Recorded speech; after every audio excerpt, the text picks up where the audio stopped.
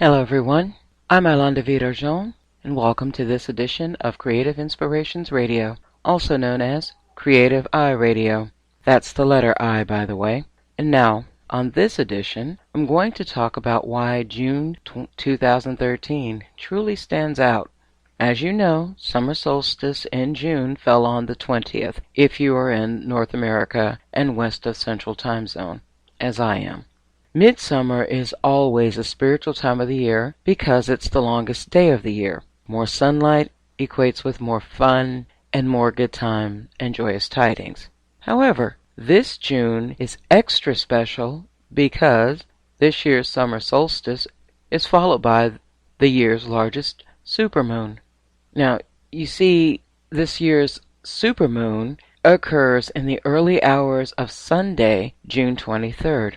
The moon is going to officially reach its full phase and will be the closest to Earth that it will be all year.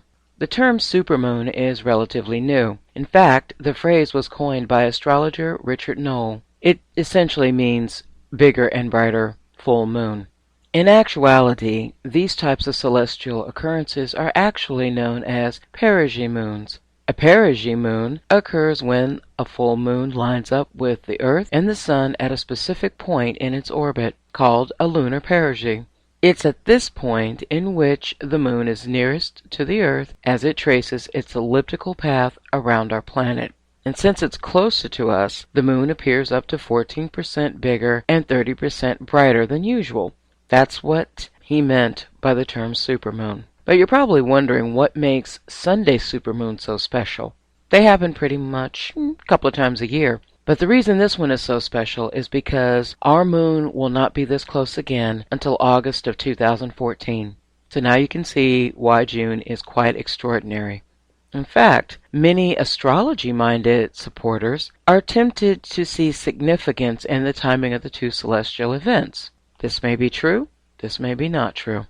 The moon will turn full at 7:32 a.m. Eastern Daylight Time on Sunday, and if you'd like to get a really good view of the perigee moon, you should try to spot it at moonrise or moonset, especially right when it's coming up over the horizon. So be sure to step outside Sunday night or, Sunday morning, depending on where you are, to catch a glimpse of the 2013 June supermoon.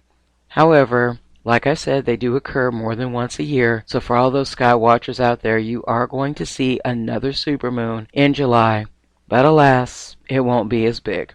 Thank you for joining me on this edition of Creative Inspiration Radio. If you'd like to know more about the moons, folklore, and myths surrounding them, please check us out at creativeiRadio.com and sign up for our newsletter. And while you're there, take a glance over at our workshops page. You might find something that interests you. You can also follow us up on Twitter and Facebook at Creative iRadio. And remember, that's I as in the letter I. Until next time, I'm Iolande Vitt Argent, wishing you peace, serenity, and good tidings.